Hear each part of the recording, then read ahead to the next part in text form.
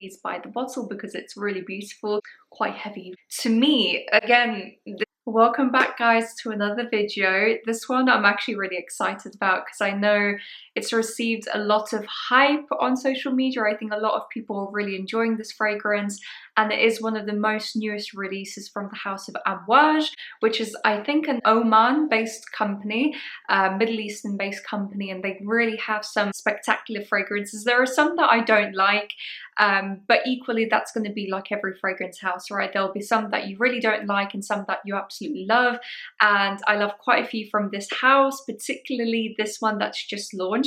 So this is called Guidance, and if you guys know this one, I think it's been getting a lot of hype, and I really wanted to give you guys like a really in-depth review based on this fragrance.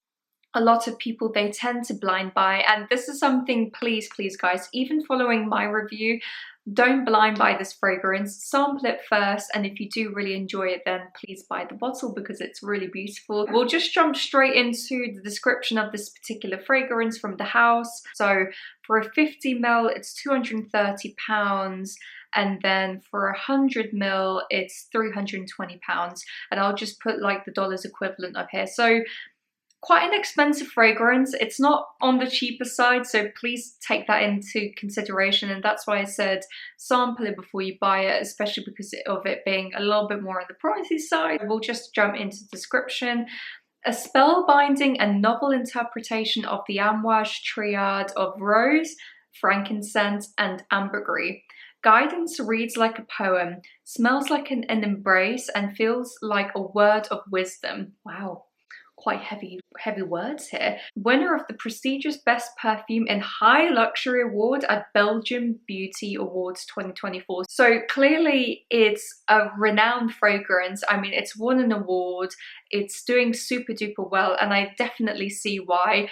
This is a really gorgeous fragrance, so we'll just jump straight into it. So the first thing that I will say about this, it's a very true gourmand. So if you guys are into gourmand fragrances, something that smells a little bit more edible, a bit on the sweeter side, you will definitely enjoy this. And I don't think when they first launched Guidance, they realized how maybe gourmand it was. I know that gourmand is a very popular type of note structure in perfumery, especially nowadays. Definitely a trend-led thing in the perfume industry at the minute. But initially, I've sprayed it on my skin just to give you guys a better idea. I have sprayed it a few days ago as well. To me, when it first opens up, it's definitely very apricot-like, like a syrupy, nutty apricot. And I think the reason why I'm getting it is because of the Osmanthus. I don't really particularly get any type of spice or rose in the very beginning. I get more of a tuberosy, apricot-y, dense syrup in the very beginning with some nuttiness.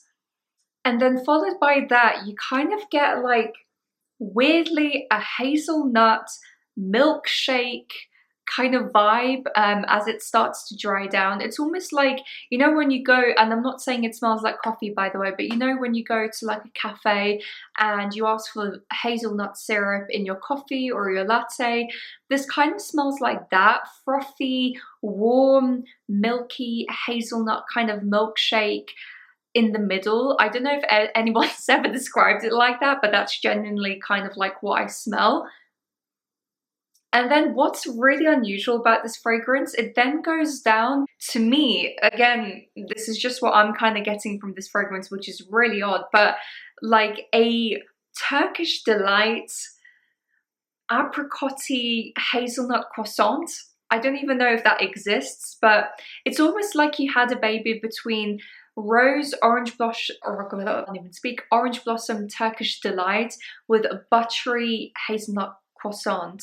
So it's like you paired the two together. It has a cakey, gourmand feel to it. As I said, like croissant or a patisserie type of vibe alongside something that's a bit more watery, rose-like, very sweet, sticky.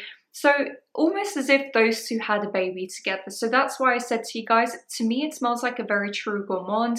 It has the sweetness from the Turkish delight, rose fluffiness on one side, and then on the other side it has this buttery, patisserie-like cakiness on one hand, which is very bizarre, but it really smells very beautiful. What I particularly like about this fragrance is that gourmands sometimes can be a little bit overwhelming, right?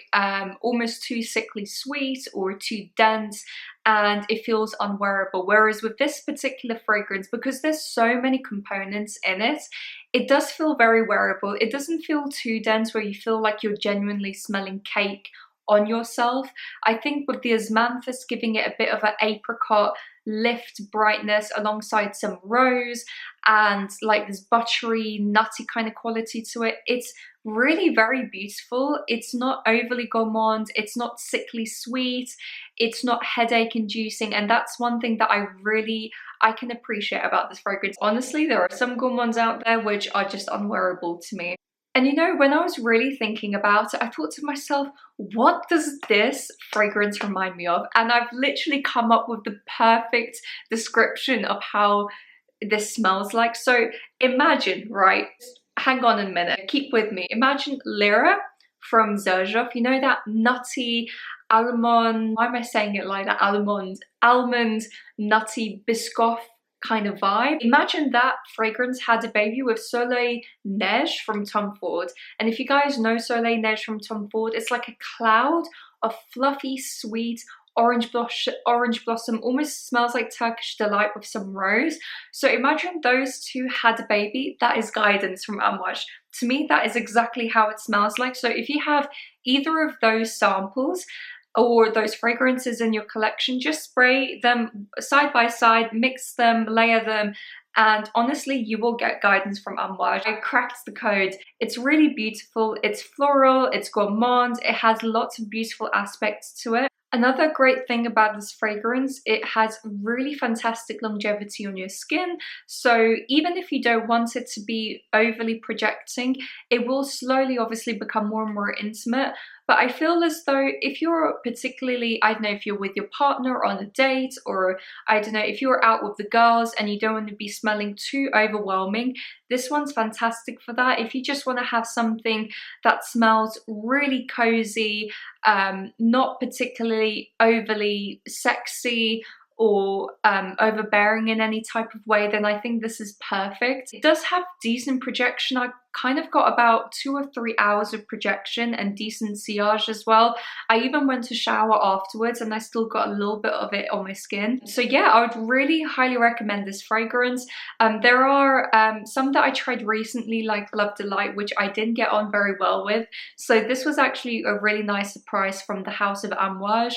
And equally as just what I said in the very beginning, please guys, don't blind buy this because it is a little bit more on the pricey side. Give it a go, sample it beforehand, and if you do enjoy it, then buy the bottle. So yeah, that's it guys. I just kept it short and sweet because obviously I don't want to ramble on too much.